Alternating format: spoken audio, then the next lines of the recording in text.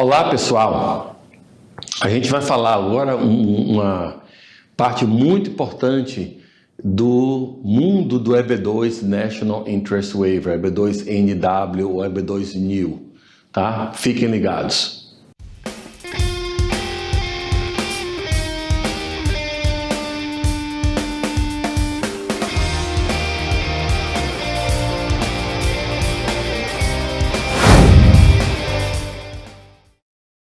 Então, gente, como vocês sabem, o EB2NW passou por um momento de grande euforia, onde todo mundo era aprovado, pessoas até que não eram tão assim qualificadas, às vezes eram aprovadas, e depois começamos a ter um período onde pessoas bem qualificadas vão sendo negadas às vezes, né? Então, tem vários fatores que influenciam esse tipo de coisa.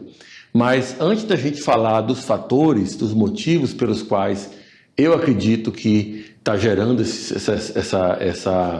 o maior número de negativa do que tinha antes, a gente vai analisar a tendência da imigração, como vem ficando isso com a imigração, principalmente nos anos 2022 e 2023, tá? Que são os anos mais recentes. Então aqui, se vocês olharem aqui no nosso gráfico, vocês estão vendo aqui o percentual, tá? Sendo que a linha verde é o percentual de aprovação e a linha vermelha o percentual de negação. E o que vocês estão vendo é alarmante realmente, né? Então, aqui quando começamos no primeiro trimestre de 2022. O primeiro trimestre começa em outubro de 2021. Começou o primeiro trimestre de 2022, do ano fiscal 2022. Aqui está por ano fiscal, tá? Então, nesse caso, a gente teve aqui, os casos eram aprovados com mais de 90%, isso aumentou ainda durante o ano 2022, até que no quarto trimestre estava quase 100%, 90 e tantos por cento, aí 96% era aprovado, e somente uns 4% era negado, tá vendo? Mas agora não está mais assim, a gente está tendo agora, olhando aqui, que eles começaram a negar mais processos. Aqui, o primeiro trimestre do ano fiscal 2023 começou em outubro de 2022. O segundo trimestre começou em janeiro de 2023. Eu sei que isso é confuso mesmo, porque ano fiscal não bate com o ano de calendário. E aqui, em abril, tivemos o começo do terceiro trimestre desse ano fiscal. E em julho, é o último trimestre do ano fiscal 2023, que no caso, julho, agosto e setembro. Aí acaba o ano 2023. Em outubro de 2023 começou já o ano fiscal 2024. E nós estamos agora no penúltimo trimestre do ano fiscal 2024, sendo que em outubro vai começar o ano fiscal 2025. Então, só para vocês entenderem como isso aqui é demonstrado. Não é por ano de calendário, é por ano fiscal. Então, você vê o índice de aprovação, que estava em 93%, 95%, 97%, 99%, aí já caiu para 84,95%, 84,56%, 77,08% e agora está em 72,29%.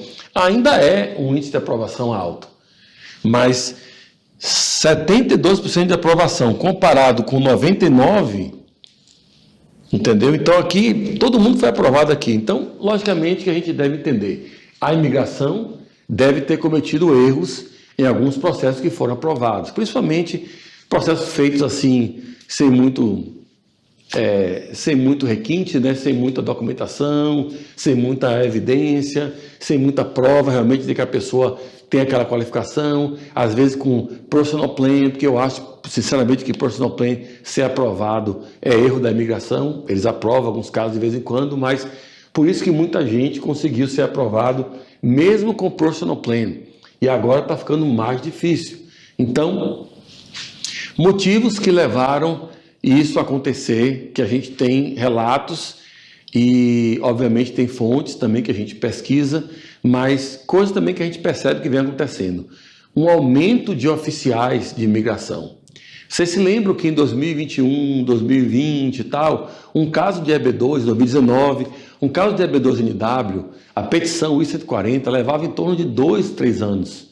Né? 2 anos, muita gente teve caso com 3 ou até mais anos para esse caso ser aprovado. Isso se dava ao número deficiente de funcionários, de oficiais, para aprovar esses processos, para decidir esses processos.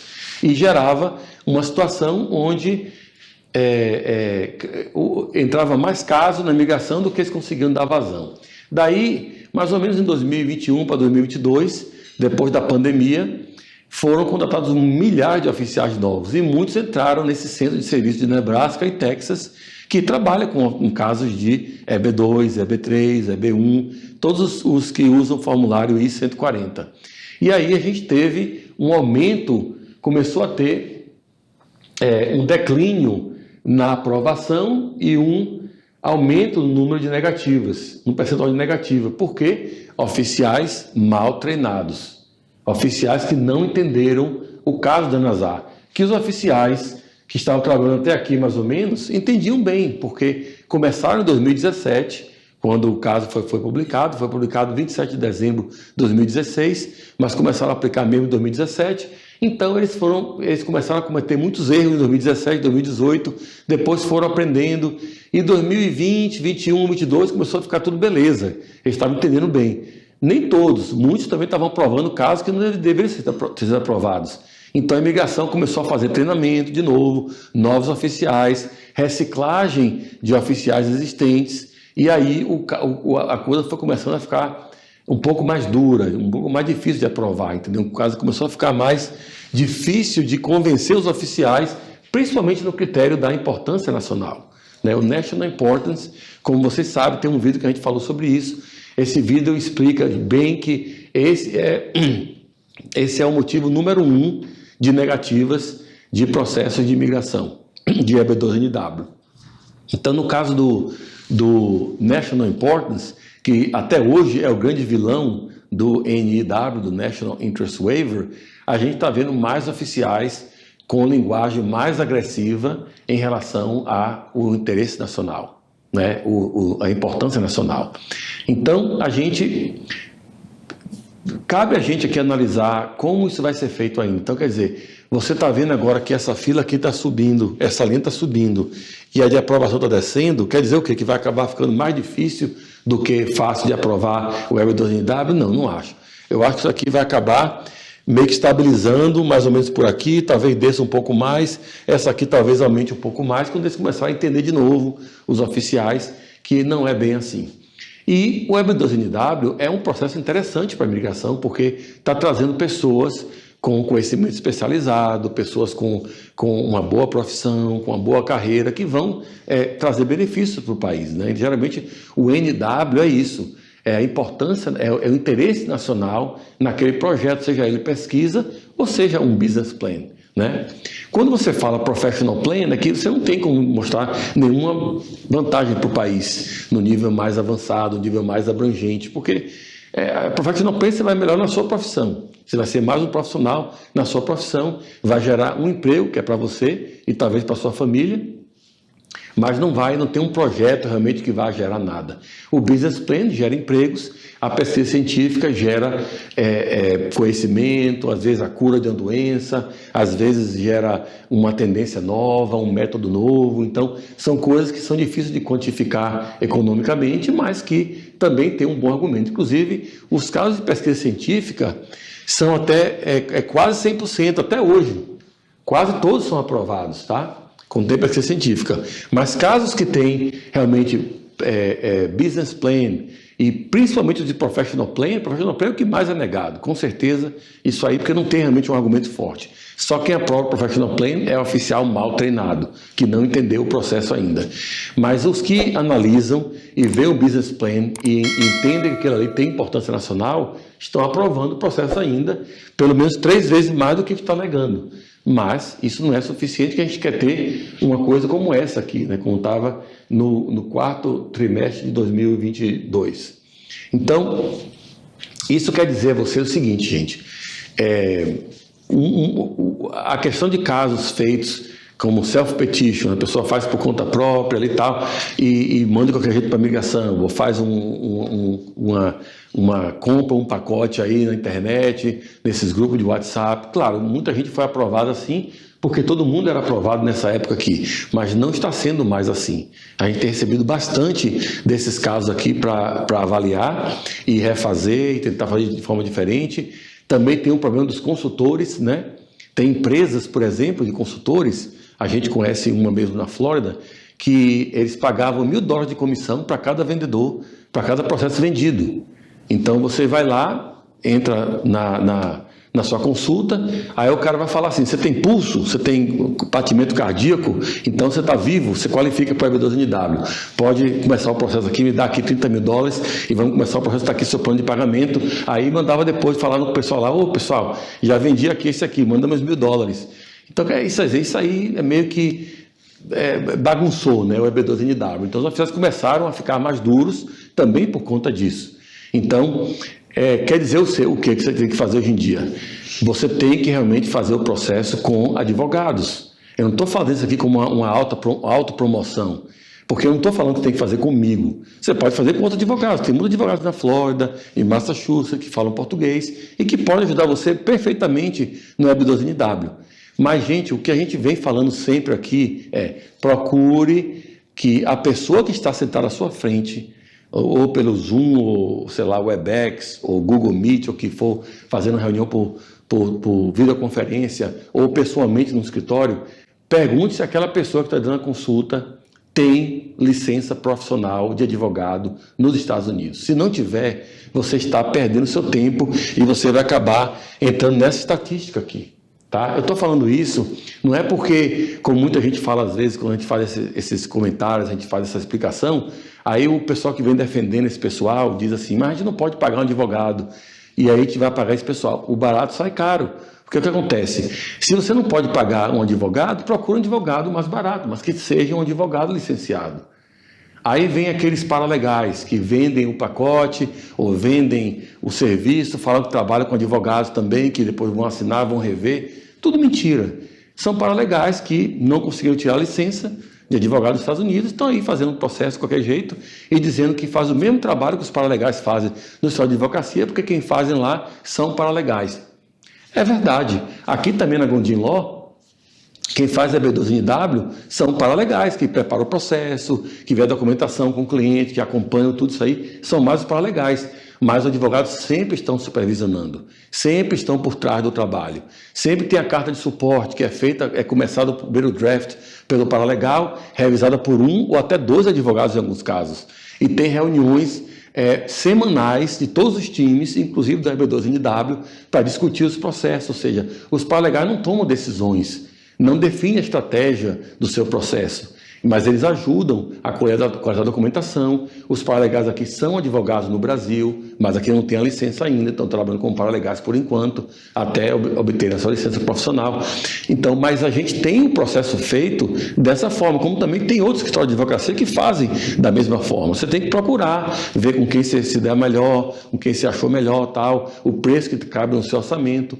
Então, e fazer o processo. Agora, fazer o processo com consultores, vendedores, que vão ganhar a comissão depois para dizer que você qualifica de qualquer jeito, para depois você cair nessa estatística aqui e eles dizer para você: desculpa, a migração não aprovou, mas valeu, você já pagou os $30.000, está aqui, beleza para mim. Ou então os que vendem pacotes aí, depois não querem nem saber o que vai acontecer depois quando tiver o RFE ou a negativa.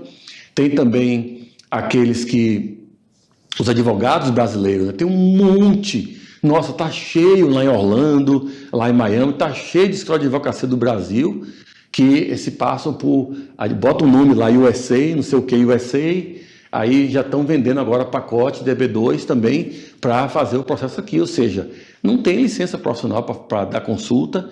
EB2 envolve consulta, pesadíssima consulta mesmo, sobre estratégia, sobre consequências, o que é que você deve fazer, o que não deve fazer, o que vai acontecer depois na outra fase do processo do ajuste de status, ou na fase do processo consular. Tudo isso precisa de advogado acompanhando. Tá? Então, se você não tem advogado acompanhando, tudo bem. Você pode fazer o processo sem advogado, mas a sua chance vai ser menor. Você vai acabar gerando um recorde na imigração de vários casos peticionados e sem pé sem cabeça, porque realmente o EB2NW é um dos casos mais difíceis que a gente pode pensar aqui em termos de imigração, em termos de complexidade, em termos de, ainda mais que tem uma palavrinha mágica, né, que a gente não gosta, que é a palavrinha discricionário, né, que o caso é discricionário, a parte do NW, e você não tem a ferramenta principal, que é um bom argumento a seu favor. Então, procure ver escritórios que já trabalhavam com imigração antes de sair o EB2. É um outro indicativo para você.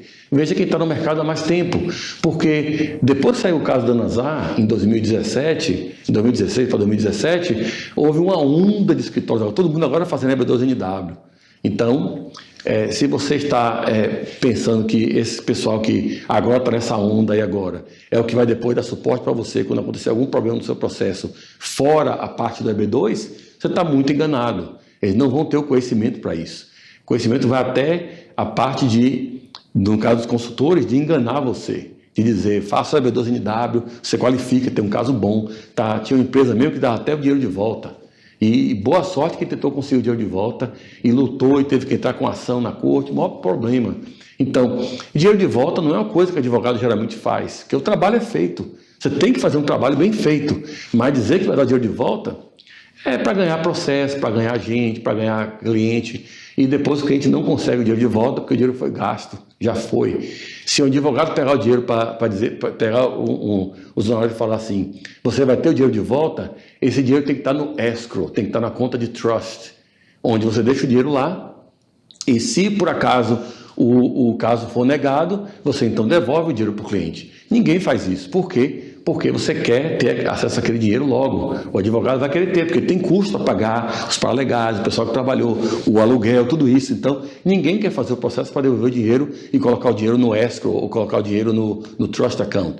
Então, essas empresas que falam isso também, que dá dinheiro de volta, é mentira. Também existem empresas aí que são muito boas em marketing, muito horríveis na preparação do seu processo, né? Inclusive que falam que 99% de aprovação. Pode ter sido mesmo, aqui, ó. Mas agora, duvido que eles tenham 99% de aprovação, porque justamente não está tendo 99% de aprovação para ninguém.